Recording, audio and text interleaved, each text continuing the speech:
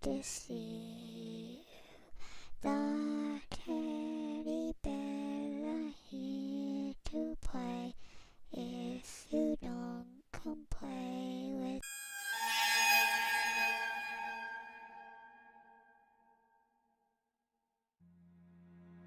Welcome to Frightened Female. This is Crystal. Today's very spooky story was sent in by Terry B42. This one gave me chills. Those good old paranormal chills. I couldn't imagine being in her situation with this one. I can't wait to share it. Without further ado, let's begin. I was about 3 months in at my new job bartending at an older tavern that had been in my town for a very long time, and everyone knew the place and it had many of the same frequent customers. I was working there part-time and going to school the other part of the time. I lived with 2 other roommates that I knew from school in a small 2-bedroom apartment, and lucky me, I got the couch as my bed every night. But in turn, I paid $50 less a month in rent. So this part-time bartending worked out just fine until I finished my courses. So this one particular night, working was a bit slow because of the icy weather outside, one of our many freak snowstorms.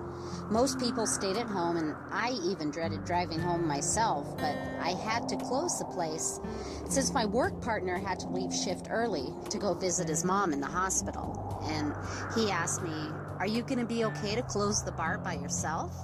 So I assured him, "Yeah, we close this place all the time together. I'll take care of everything. You just go handle what you have to do."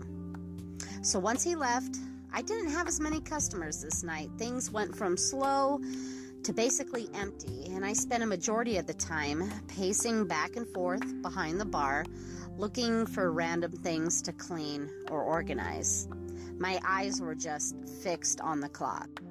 It was 20 minutes to closing time, and I figured that since there were no customers inside, I might as well start putting up the bar stools so I could do a quick mop of the old wood floor and then lock the doors.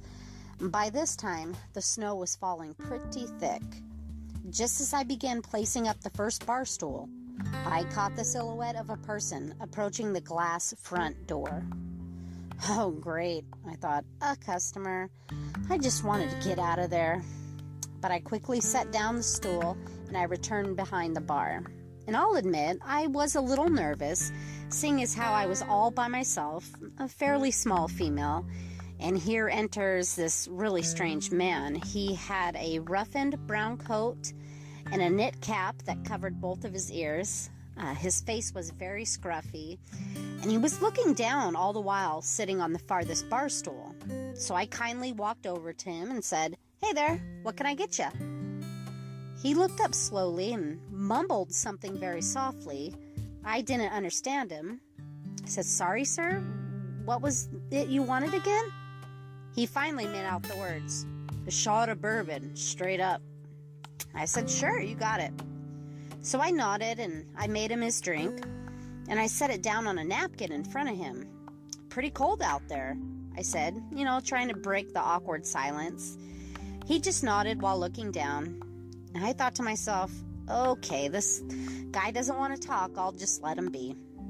I did tell him the bar was closing shortly, and he didn't respond. I just began wiping down the countertop, and he threw back his drink. You could cut the silence with a knife. I could hear the snowflakes hitting the ground outside. It was so quiet. I kept looking at him out of the corner of my eye, and he was rather motionless. I looked back at the clock. 10 minutes now until closing. I was praying he'd just get up and leave, but instead, I was surprised when he finally spoke. "Bathroom. You got a bathroom I can use?" he mumbled. I nodded, "Yeah," and I pointed toward the back of the bar to our one single tiny restroom. And I forgot to tell him of the clogged sink and that it's been giving us problems, but he was just going to wash his hands, no big deal. So he got up slowly and shuffled his way to the back and then shut the door behind him. I saw the light from underneath the door. This guy is so weird, I said to myself. I just want to go home. So I figured I'd take this opportunity to at least put up half of the bar stools, maybe give them the hint that it was time to close up. And I did just that. The bathroom door was still shut, and it was now taking an extremely long time in there. I'm not just gonna scream, "Hey, what you doing in there? I want to go home." But once that clock finally hit closing time, I was getting a little irritated. So standing behind the bar, I waited, gathering my personal belongings, having already made sure that the cash box was locked in the safe. I decided to skip the floor mopping. It was pretty clean anyways, and the boss wouldn't even notice. We didn't have surveillance. The silence was quickly broken when I heard the rushing sound of the sink coming from inside the bathroom. No toilet flush, just running water from the sink faucet. Okay, what is this guy doing? So it's past closing at this point. He's been in there now going on 15 to 20 minutes, and the water is just running non-stop in the bathroom sink. Well, I had to do something. I was getting rather annoyed, and I crossed the bar to the bathroom door and tapped a few light knocks. Sir? Sir, is everything okay? No response, just running water. So I just paused and said to myself, I'm gonna give this guy one more minute. And I went and grabbed the emergency bathroom key from our safe that we kept in the back office. Well, that minute went by. I knocked once more, and all I heard was the continuous running water. So I placed the key in, and I swung the door open. I have never felt the blood go instantly cold in me before, and let's just say I had ice running through my veins. I was suddenly hit by a large cloud of steam caused from the scalding hot water that had been running and collecting in the sink. And the man inside was gone. He was gone. I turned all around in a complete 360 to see if he was behind me, and nothing. There is no back exit from the bathroom. So that was canceled out, and I had my eyes on the door the entire time. How was he gone? My heart was pounding, and I started to shake as I reached to shut the water off through the steamy cloud. It was then that I looked up, and to my horror, staring me right in the face were the words, "Help me," written on the surface of the foggy mirror. I gasped, and I exited the bathroom, running toward the back of the bar to grab my things and my phone. I was so scared, it was throwing me into a frenzy. I quickly rushed toward the front door, shut down all the lights. I flipped the closed sign, and I rushed out toward my car, into the heavy snow, locking the place behind me. I hopped in my vehicle, I locked all the doors, I began warming up the car, and I began to phone my coworker that had left early that day. But all I got was the voicemail. After all, it was far past midnight. Well, I turned on the wipers to brush off the thick layer of snow that was on my windshield. And since my car was facing the building, I naturally looked at the glass front door of the bar, and I almost leapt out of my seat. I saw the man, and he had his face and hands pressed against the door from the inside. Oh my God, I locked him inside. Oh crap, what the hell? Where was he hiding? I quickly took the keys out of the ignition, and I ran across the snowy pavement to the front door. I now saw the shadow of him, just standing, waiting for me to unlock the door, since once locked from the outside, it can't be opened from the inside. So I put the key nervously into the lock, and the minute I swung open the door and said, "I'm so sorry, sir," the shadow, standing right before me, began to fade and form into a ball that flew past my left shoulder like an Arctic blast. Then it was gone. I don't know why, but instead of screaming, I actually began crying as I quickly shut the door and locked it back up.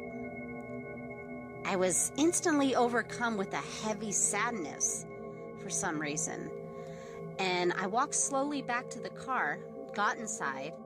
I warmed it up while trying to retrace the events in my mind. What just happened? I thought to myself. And the words, "Help me," on the mirror. Now, this was no man.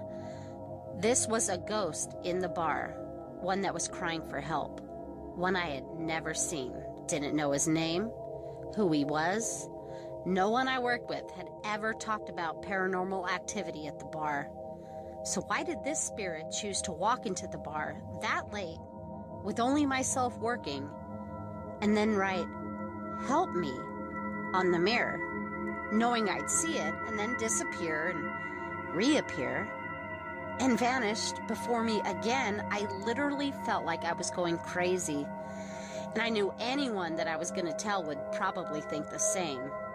Well, I did tell my coworkers, and they were in as much shock as I was. So I stayed in that job for about another month after the incident. I found a retail job that was much closer to my apartment and paid about the same. But who was that man? Or should I say ghost? And I always wondered what happened to him to need my help.